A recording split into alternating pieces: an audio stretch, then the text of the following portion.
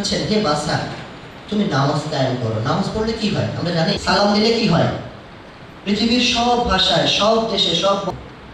তো এই যে বলছে, আর আমরা মুসলিমরা কি বলি, আমরা নিষেধ করো ওয়াসবির মা আসাবা। এবং আমাদের যারা শিক্ষক আমরা সেটা পারিনি সেরকম ভাবে তাদেরকে তৈরি করতে, আমরা সেই শিক্ষা দিতে পারিনি।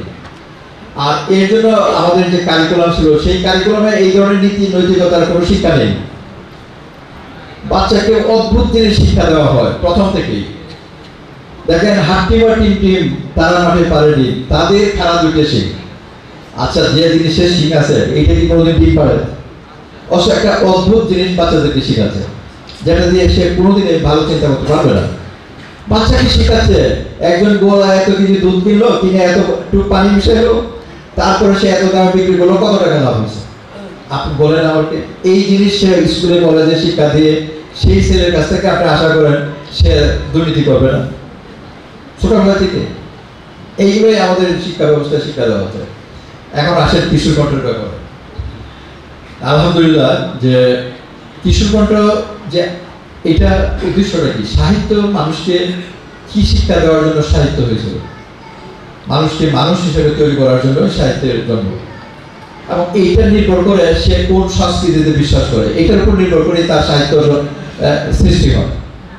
আপনি দেখেন রবীন্দ্রনাথের কবিতা গান যদি দেখেন, সে বলবে কি সন্ধ্যা পূজার ঘন্টা যখন বাজে, এরকম বলবে। আর আমাদের কারিগরদের যদি দেখেন তাহলে সে বলবে আজানের ধ্বনি, গোলাম মুস্তফার এই সমস্ত কবিতার মধ্যে আছে ইসলামের কথা। কিন্তু আজকে ওইগুলো সব বাদ দিয়ে দিছে, ওই সমস্ত কিছু এখন নেই সিলেবাসে। এখন আছে একটা বাচ্চাকে কিভাবে ডিরেল করা যায়, মানে বিপদে ফেলানো যায়, অন্যদিকে যেতে পারে, সেই জিনিসগুলো শেখায়। এখানে আমি আর বেশি, আপনারা অনেকেই জানেন যে এই যে গত সরকার লাস্টের দিকে যে সিলেবাস তৈরি করেছিল, মানে একটা অথর্ব জাতি তৈরি করার জন্য যা যা করা দরকার তাই তারা করেছিল। কারণ কি? কারণ ছিল এটাই যে তাদের শাসন ব্যবস্থাটাকে দীর্ঘায়িত করার জন্য। আল্লাহর এক বিশাল রহমত যে আমরা এখান থেকে মুক্তি পেয়েছি। আদারওয়াইজ এই দেশে কোনো ছেলে মেয়ে তৈরি হতো না যারা চিন্তা করতে পারে, এরকম কোনো সুযোগ রাখেনি।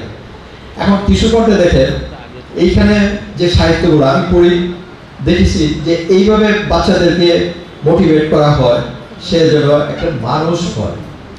এবং এটা আপনারা সবাই জানেন এখানে যারা সামনে আছে।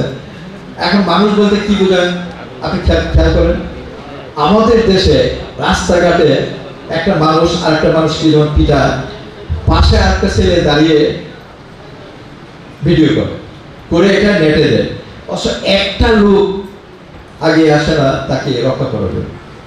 কল্পনা করেন যে আমরা কোথায় গিয়েছি। আমি রিক্সায় উঠলাম, ভাড়া ঠিক করে নিই, গেলাম, গিয়ে 5 টাকা দিয়ে দিলাম। রিক্সাওয়ালা বলতেছে ভাই এখানে তো 15 টাকা ভাড়া। থাপ্পড় একটা কষে দিল। অবশ্য এই যে থাপ্পড়টা কষলো, আশেপাশে অনেক মানুষ আছে, কিন্তু একটা মানুষও বলে না আপনি কেন তাকে মারলেন, কেউ বলবে না। তো এইটা আমাদের এই শিক্ষা ব্যবস্থার এই সমস্যা। এখানে মানুষ হিসেবে তৈরি করার জন্য কোনো কারিকুলামের কোনো কিছু নেই।